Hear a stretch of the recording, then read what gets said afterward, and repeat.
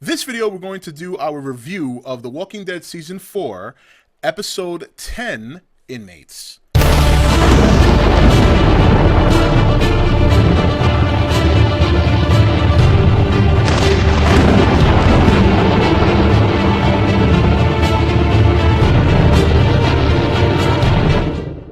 Okay, guys, welcome back. So, before I get into this review, just to let you guys know, there may be spoilers in this review, so if you don't want any spoilers, please exit. Okay, and before I get started, I want to give a shout out to Agree to Disagree, a very nice YouTube channel here that they do their own Walking Dead reviews. They just recently had me, just a couple of minutes ago, share a review with them on their channel. If you guys want to check that out, I'm going to be putting the link to their channel in the description, so go check it out. A couple of nice young men, and we had a nice discussion about the episode, and it was a lot of fun, and I look forward to doing it again with them. So thank you guys very much once again for having me. And also I want to give a shout out to We Are the Walking Dead Facebook fan page. A lot of great people there. I want to give a shout out to Rain Heavens. I also want to give a shout out to Dean McKinney, one of my subscribers, a very big Walking Dead fan. And I also want to give a shout out to Kim from the Walking Dead, We Are the Walking Dead Facebook page. She's also been very supportive of my videos, and I just want to thank her for reviewing them and being very supportive as well. So into this episode. Okay, well, Lizzie is out of her fucking mind, okay? There's no other way to put it. I know she's a kid, but let's just be honest here. Let's not bullshit each other. This girl's crazy. She's out of her mind. But let's kind of take it from the top. I like the opening. The opening was very strong, with Beth reading from her diary, or narrating, should I say, and I thought that had a very nice impact on the opening of the show. Now, we all didn't get what some people expected was a Daryl story. We got to see, obviously, that for the first time, there might be a little crash in the armor there. He obviously looks very troubled, very depressed, and Beth is actually the one trying to keep things together. Meanwhile, he made a very bad remark towards Beth. I got to give her credit. She took it like a champ. But I am glad that, because I got afraid for a few minutes that they were going to kind of focus on Beth this episode, but they did just enough to make it interesting, and they didn't do overkill with Beth, which is good, because as much as I like the character and I think she plays a good role in her part, I kind of view her as the group mascot. You know what I mean? She does the singing, she takes care of the kids, and I think I'm good with that. That's just me, okay? So, but overall, very nice opening sequence. So then we see that we see Tyrese. We finally get confirmation that baby Judith is alive. There was much speculation about that. The video clip of him running with the baby was circulating over the internet for some time, and then just a couple of weeks ago, just a couple of days ago, earlier this week, a photo surfaced of him holding Judith. So now we have official confirmation from the episode that the little one is alive, but no sooner do we find her alive, we find her at risk. Thanks to who?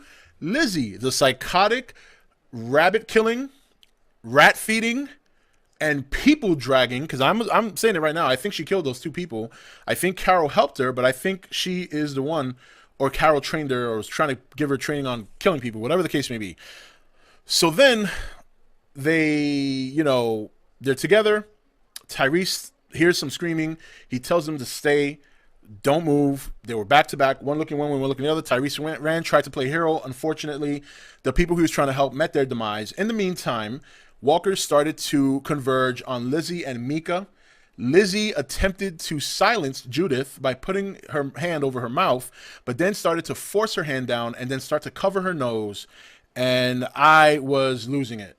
I was losing it. I could not believe that she was going to kill that baby. And she was. There's no way around it. She was going to kill that kid. Finally, they go back to Tyrese. Tyrese is finished, and then he turns around, and boom, there's Carol. And I'm saying it right now. If you haven't seen my video I made quite some time ago, I said that if Carol had met up with Tyrese, the biggest twist would be if they start a romantic relationship like they did in the comic. And something tells me we're going to get that. You got the kids, you're camping together, you're playing house. Hey, do you want this rabbit? Sure, I'll take the ear. You cuddle up, it's a little cold. Oh, honey, I think I hear a walker. It's okay, baby, just come close to me. And then next thing you know, Tyrese got that Barry White voice going on, and Carol is, it's been quite some time. The apocalypse really puts a drag on the sexual relationship. So, things happen. Oh, don't worry, Mika. Don't worry, Lizzie. We're just talking. Don't worry about the noises. It's just us. They're not walkers. Go back to bed. So, moving on. Moving on from there. So then we get to Bobby, Sasha, and Maggie. And this segment was, it wasn't, the focus here was mainly, obviously, Maggie wanting to find Glenn. She goes off on her own. She doesn't care whether Bobby or Sasha come. So she just takes off. They follow her, and they find a bus.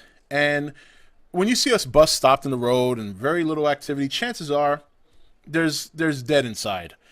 Sure enough, there was. And Maggie, while a little bit crazy, but still understandable, this is her husband, basically wants to lure one walker out at a time, get a look at their face, and then put them down. It gets a little haywired as the walkers just converge out of the bus, but they handle it. And I remember when, she goes into the bus, she's looking around, and there's finally another walker on the floor.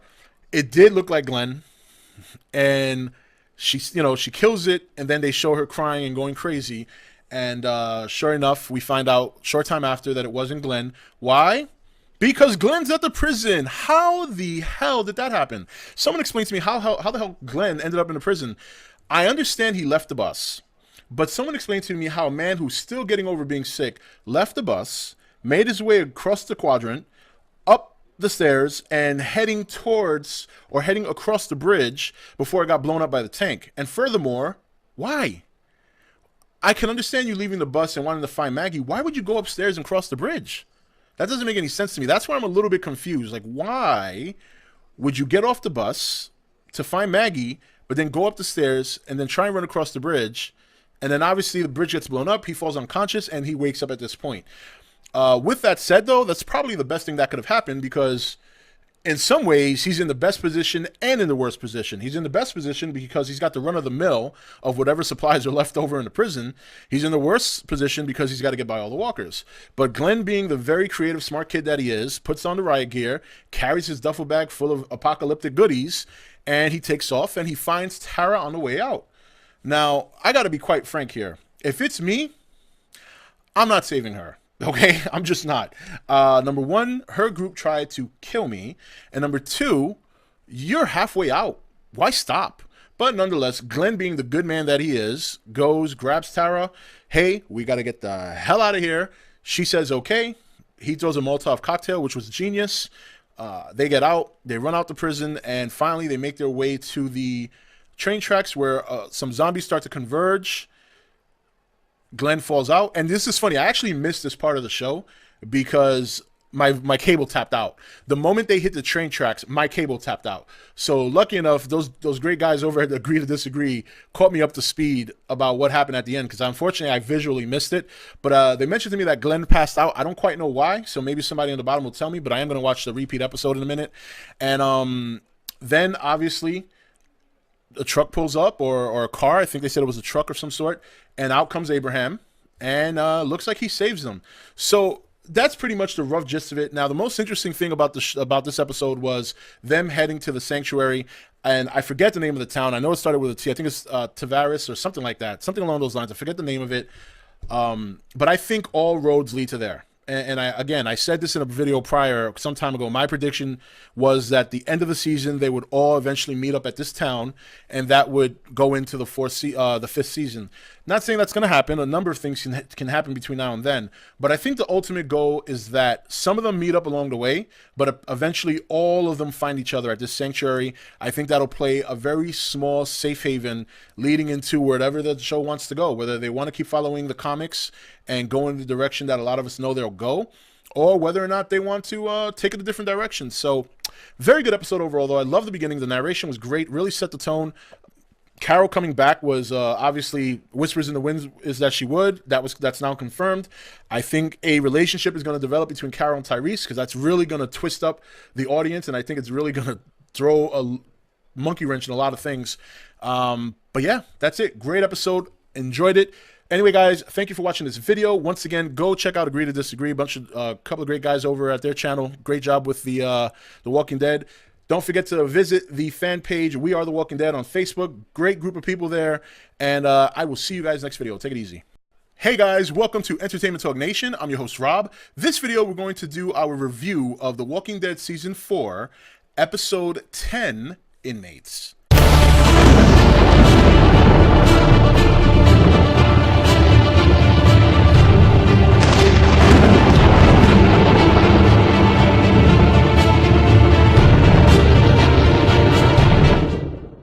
Okay, guys, welcome back. So, before I get into this review, just to let you guys know, there may be spoilers in this review. So, if you don't want any spoilers, please exit.